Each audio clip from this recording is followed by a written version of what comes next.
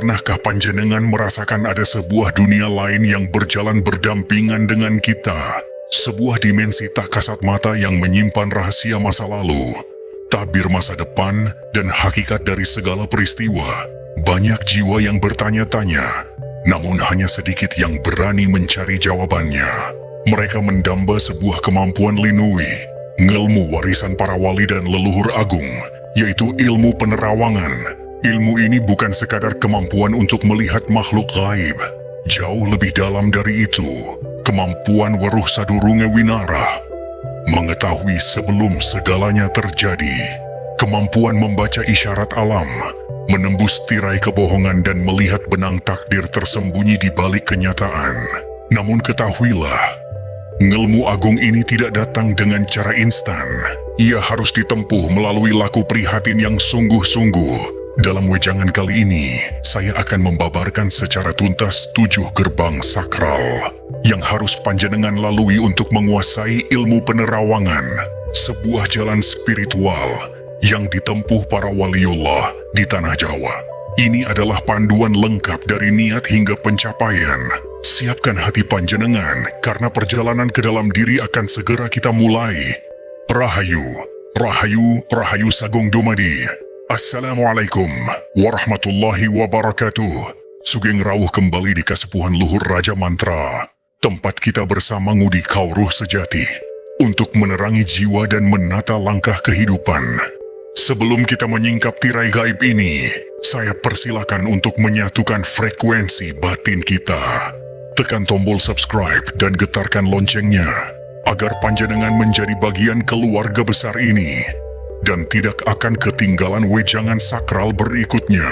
Kosongkan gelas pikiran panjenengan. Mari kita mulai kajian ini. Gerbang pertama, gerbang niat, kekuatan jengkir. Segala sesuatu di alam semesta ini bermula dari niat. Niat adalah benih, laku adalah pupuknya, dan hasil adalah buahnya.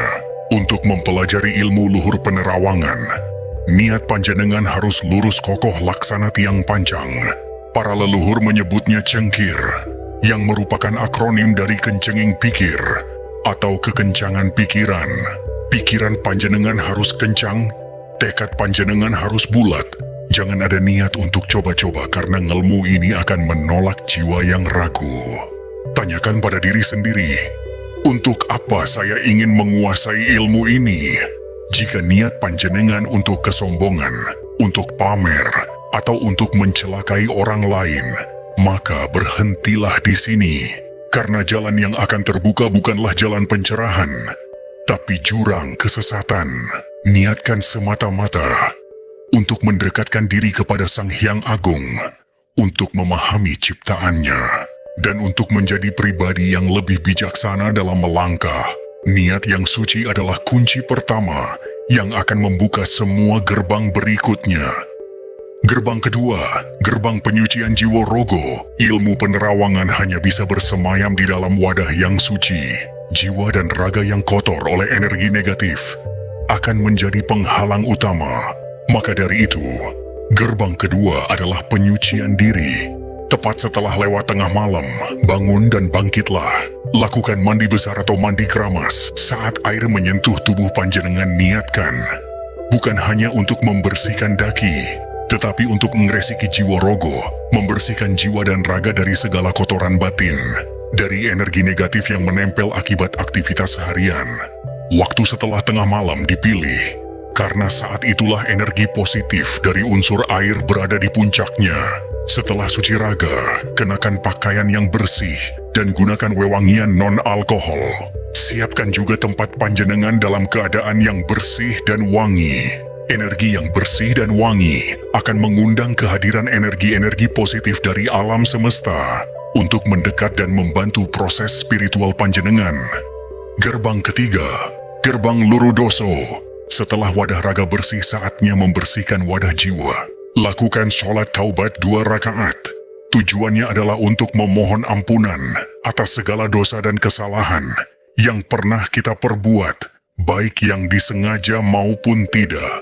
Dosa dan kesalahan ibarat noda hitam yang menutupi cermin mata batin kita. Selama noda itu masih ada, sekuat apapun kita berusaha, gambaran yang kita lihat tidak akan pernah jernih. Dengan bertaubat secara sungguh, kita melepaskan beban-beban karma yang selama ini menggelapkan pikiran dan hati.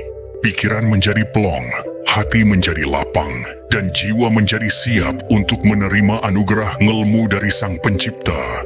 Lanjutkan dengan sholat hajat 2 atau 4 rakaat, khusus memohon agar dibukakan pintu ilmu penerawangan oleh Gusti Allah.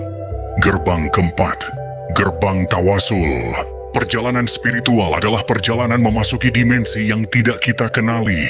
Tanpa perlindungan, kita bisa tersesat atau diganggu oleh energi-energi yang tidak bertanggung jawab. Maka gerbang keempat adalah membangun benteng perlindungan melalui tawasul. Tawasul adalah laku menyambungkan rasa dan doa, meminta izin dan restu kepada para junjungan dan leluhur. Kirimkan doa Al-Fatihah kepada junjungan kita, Kanjeng Nabi Muhammad, keempat sahabat beliau, para nabi dan para wali Allah di seluruh penjuru bumi, para leluhur dan pepunden panjenengan, kedua orang tua panjenengan, baik yang masih ada maupun yang telah tiada, dan terakhir, untuk diri panjenengan sendiri agar diberi kekuatan. Dengan melakukan tawasul, panjenengan sedang membangun sebuah benteng gaib yang kokoh, serta meminta bimbingan dari para guru spiritual di alam ruhani. Gerbang kelima, gerbang amalan inti. Inilah jantung dari laku ini. Saatnya mengetuk pintu langit dengan amalan inti. Pertama, bacalah istighfar sebanyak 33 kali untuk lebih memantapkan kebersihan hati. Kemudian duduklah bersila dengan nyaman, pejamkan mata. Mulailah mewiridkan asma Allah, Ya Batin, wahai zat yang maha tersembunyi. Wiridkan asma ini sebanyak 15.000 kali. Peringatan penting, jangan tergesa-gesa mengejar jumlahnya. Yang utama bukanlah kecepatan lisan, melainkan getaran di dalam kalbu. Coba rasakan setiap ucapan Ya Batin, itu menggetarkan seluruh jiwa panjenengan. Hayati maknanya bahwa panjenengan sedang memanggil dan memohon kepada Zat yang Maha Gaib untuk menyingkapkan sebagian dari rahasianya. Biarkan wirid itu mengalir perlahan, menyatu dengan detak jantung dan hembusan nafas. Gerbang keenam, laku semedi untuk semua keyakinan. Bagi para kadang yang memiliki keyakinan lain, jalannya adalah melalui laku semedi atau meditasi. Setelah penyucian diri dengan mandi malam dan menggunakan wewangian atau dupa untuk menyelaraskan energi, duduklah bersila dalam keheningan. Kunci dari semedi adalah mengosongkan pikiran. Lepaskanlah semua keinginan, kekhawatiran, dan beban duniawi. Tutup rapat-rapat babagan hawa songo, 9 lubang hawa nafsu. Jangan melawan pikiran yang datang, cukup amati saja seperti awan yang berlalu. Lalu kembalilah fokus pada nafas. Ikuti prosesnya dengan pasrah. Teruslah menyelam ke dalam keheningan, hingga panjenengan mencapai kondisi hening, tenang total. Lalu Nung merasakan kehadiran sejati, hingga akhirnya Dunung memahami. Di puncak keheningan itulah, panjenengan berdoa kepada Hyang Agung, memohon dibukakan kemampuan ilmu penerawangan. Gerbang ketujuh istiqomah 40 malam. 1 malam tidak akan membuat panjenengan langsung sakti. Ngelmu sejati membutuhkan proses dan kesetiaan. Inilah gerbang terakhir yang paling menentukan. Lakukan laku ini minimal selama 7 malam, berturut-turut tanpa putus.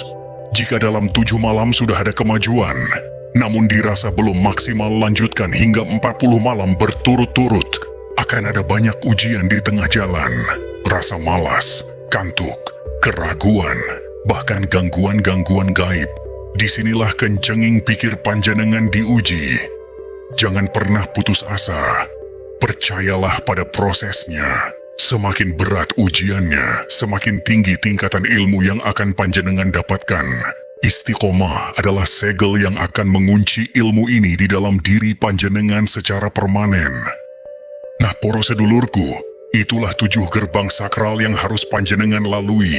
Sebuah jalan yang terjal, namun di ujungnya terhampar pemahaman agung tentang rahasia alam semesta. Jika panjenengan berhasil melaluinya, gunakan anugerah ini dengan bijaksana.